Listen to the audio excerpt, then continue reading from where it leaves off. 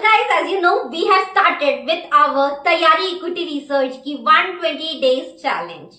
ठीक है, तो इसके अंदर मैंने आपको लास्ट टाइम भी जैसे बताया था कि हम लोग क्या क्या डिस्कस करने वाले हैं। Let me just retreat. हम लोग सबसे पहले इन्वेस्टमेंट बैंकिंग क्या होता है इसके बारे में थोड़ा बहुत पता करेंगे। फिर हम लोग बेसिक से लेके एडवांस फाइनेंशियल मॉडल्स बनाना सीखेंगे। वैल्यूएशंस कैसे करते हैं हम स्पेसिफिकली वैल्यूएशंस सीखेंगे।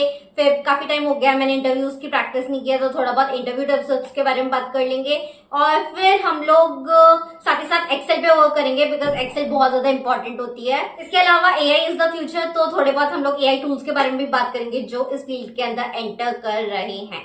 ठीक है गाइस, तो मैं सबसे पहले सेगमेंट इन्वेस्टमेंट बैंकिंग के अंदर शुरू करना चाहूंगी। तो हम पूरे के पूरे 120 डेज के अंदर ये सब चीजें कवर करने की कोशिश करेंगे guys, and we want to become market ready for equity research analyst profile. So yes, let the things start. So I am very excited कि यार हम लोग फाइनली ये वाला चैलेंज कर रहे हैं। टू बी वेरी फ्रैंक, मेरे ये वाला प्लान था करने का बट मेरे सीएफए लेवल 2 के बाद, बट अनफॉर्चुनेटली चीजें ऐसी हुई कि यार मेरे को सीएफए लेवल 2 अपना पोस्टपोन करना पड़ा। ये भी मैंने आपको बता रखा है कि क्यों कैसे कब। तो let's not get into it, let's begin. तो गाइस, हम सबसे पहले शुरुआत करते हैं कि इन्वेस्टमेंट बैंकिंग आखिर होती क्या है, ये कहाँ से आई, क्यों आई, जरूरत क्या हो गई। कमर्शियल बैंक्स थे, क्या तुमको इतनी ज्यादा जरूरत पड़ी हुई थी कि यार इन्वेस्टमेंट बैंक अलग से चाहिए, कमर्शियल बैंक क्यों नहीं करती इन्वेस्टमेंट बैंक वाले काम हो।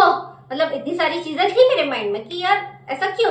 तो यार इसको हम जानने के लिए शुरू करते हैं स्टोरी से। ठीक है, when it was 19th century, जब अमेरिका डेवलप हो रहा था, डेवलपिंग स्टेज में था, तब 19th सेंचुरी में उनको फील हुई कि यार जो बैंक्स काम कर रही है ट्रेडिशनली सिर्फ पैसे लेने का, डिपॉजिट करने का और लेंड करने का, उससे भी ज्यादा नीड है कि ऐसी बैंक्स हो जो हमारे लिए फाइनेंस रेज कर सकें। क्योंकि उस टाइम में वो डेवलप कर रहा था तो उनको बहुत ज्यादा railway, roads, mining, heavy industries ये सब बनानी थी, इंफ्रास्ट्रक्चर डेवलपमेंट करना था। तो इन सब चीजों के लिए उसको चाहिए था पैसा। अब पैसा कहाँ से आएगा, उनके पास ऑब्वियसली पैसे की कमी पड़ रही थी गवर्नमेंट के पास, तभी वो चाहती थी पब्लिक से रेज करना और पैसा। अब यार गवर्नमेंट की तो एक्सपर्टीज है नहीं इसमें, उसका काम है इंफ्रास्ट्रक्चर डेवलप करना या फिर जो भी गवर्नमेंट के काम करना होता है वो उनका काम है। अब वो पैसे कहाँ से रेज करेंगे। तो इन सब चीजों के बीच में आती है हम लोगों की इन्वेस्टमेंट बैंक्स, जो एक ब्रिज की तरह आई, जिन्होंने बोला कि यार आप बिल्कुल टेंशन फ्री होके बैठो, मैं आपके लिए सब कुछ करूंगा, मैं पब्लिक से आपके लिए पैसे अरेंज करूंगा, मैं पैसे आपको लाके दूंगा जितने भी आपको चाहिए। तो इस वे में हम लोगों के इन्वेस्टमेंट बैंक्स का जन्म होता है। ठीक है, तो इन्वेस्टमेंट बैंक्स एक तरह की मीडिएटर होती है जो फाइनेंस हमको रेज करने में हेल्प करती है। So this is what investment bank does. ये जो पब्लिक से पैसा होता है रेज करने का और फिर उनको सिक्योरिटीज देने का, ये वाला जो काम करती है हमारी इन्वेस्टमेंट बैंक, उसको हम कहते हैं सिक्योरिटी अंडरराइटिंग। तो सिक्योरिटी अंडरराइटिंग की डेफिनेशन होता है the process by which investment banks raise investment capital from investors on behalf of corporations and governments data issuing securities. ठीक है, सो गाइस अब जानते हैं कमर्शियल बैंक क्या होती है। कमर्शियल बैंक एक नॉर्मल बैंक होती है जहाँ पे एक्सेप्टिंग डिपॉजिट और लेंडिंग वाला काम होता है। ठीक है, मेरे जैसे लोग जिनके पास थोड़े बहुत पैसे हैं जाके बैंक में डिपॉजिट कर देते हैं, सेम पैसे को बैंक जिसको पैसे चाहिए उनको लेंड कर देती है। मेरे को, मैं डिपॉजिट कर रही हूँ, थोड़ा कम इंटरेस्ट देगी और जिनको लेंड कर रही है उनसे ज्यादा इंटरेस्ट वसूलेगी। यही एक कमर्शियल बैंक का मॉडल होता है और इसी सब के बीच में हमको छोटा मोटा इंटरेस्ट मिल जाता है। तो कमर्शियल बैंक ना 3 टाइप की चीजें करती है, एक्सेप्ट डिपॉजिट, एडवांसेस क्रेडिट और ऑफर एंसिलरी सर्विसेज। जैसे लॉकर फैसिलिटीज हो गई, बैंक ऑफ क्रेडिट हो गया, है ना, गारंटीज वाला काम हो गया, मतलब थोड़ी बहुत एक्स्ट्रा सर्विसेज भी देती है commercial bank, so as to earn a bit more profit. ठीक है, तो बेसिकली ये होती है हमारी कमर्शियल बैंक। ये बेसिक स्ट्रक्चर होता है कमर्शियल बैंक का। ये डिफरेंट क्यों है हमारे इन्वेस्टमेंट बैंक से, ये समझते हैं। तो इसमें हमारा इन्वेस्टमेंट बैंक होता है, इन्वेस्टर होता है और इन्वेस्टी होता है।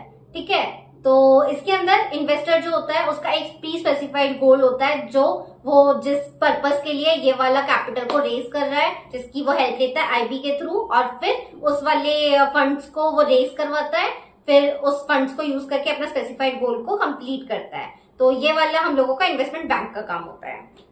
चलो अब बात करते हैं इन्वेस्टमेंट बैंक के क्लाइंट्स कौन होते हैं। यार जिनके भी पास बहुत ज्यादा पैसा होता है ना, वही लोग इन लोगों के क्लाइंट्स होते हैं मोस्टली, ठीक है। जैसे हाई नेटवर्थ इंडिविजुअल्स हो गया, मीडियम लार्ज कॉर्पोरेशंस हो गए, इंस्टीट्यूशनल इन्वेस्टर्स हो गए, हेज फंड्स हो गया, प्राइवेट इक्विटी फंड्स हो गए, ये सब इनके क्लाइंट्स होते हैं। जब 19th सेंचुरी चल रहा था ना, उसी टाइम पे बहुत सारी बैंक्स यूनिवर्सल बैंक्स कहलाई थी, ठीक है। अब यूनिवर्सल बैंक्स का सीधा सीधा मतलब ये होता है, जो भी बैंक आपको सारे टाइप की सर्विसेज देने लग जाए, कहने का मतलब कमर्शियल बैंक वाली भी, इन्वेस्टमेंट बैंक वाली भी, वो यूनिवर्सल बैंक कहलाती है। उसी टाइम पे ही जेपी मॉर्गन, जो कि प्रॉपर इन्वेस्टमेंट बैंक थी उस टाइम पे, उसने चेस बोल के एक कमर्शियल बैंक थी, उसके साथ मर्जर किया था और फिर दोनों मिलके जेपी मॉर्गन चेस कहलाए थे। उसी टाइम की बात है जब हम लोगों का एक one of the biggest firm JP Morgan Chase form हुआ था, ठीक है। यूनिवर्सल बैंक आपकी जो भी पर्टिकुलरली नीड्स है, सारी की सारी नीड्स, कस्टमाइजेशंस एंड एवरीथिंग, वो वाली बैंक्स नॉर्मली फुलफिल करती हैं। That is why they are called universal banks. हम लोग अमेरिका को पावर हाउस ऑफ फाइनेंस क्यों बोलते हैं? द ओनली रीजन बीइंग सबसे ज्यादा इन्वेस्टमेंट बैंक्स हमको अमेरिका में मिलती है। That is one of the reason हम लोग अमेरिका को पावर हाउस ऑफ फाइनेंस बोलते हैं, ठीक है। सो आई होप गाइस आपको बहुत मजा आया होगा जेपी मॉर्गन चेस की स्टोरी सुन के, और हम लोगों का क्या हिस्ट्री थी इन्वेस्टमेंट बैंक्स के बारे में जानकर। तो गाइस हम लोग नेक्स्ट वाले वीडियो में बात करेंगे एक्टिविटीज, क्या क्या एक्टिविटीज होती हैं जो कि हम लोगों का इन्वेस्टमेंट बैंक करता है। सो गाइस अगर आपको वीडियो अच्छा लगा हो तो लाइक कर देना। अगर आपका कोई फ्रेंड है जो इन्वेस्टमेंट बैंकर बनने का सोच रहा है या फिर इक्विटी रिसर्च एनालिस्ट में अपना करियर बनाना है, तो उसके साथ ये वाली वीडियो शेयर कर देना और ये वाला चैलेंज लेने के लिए बोल देना। And I will see you guys in the next video. Till then, take care. Bye bye.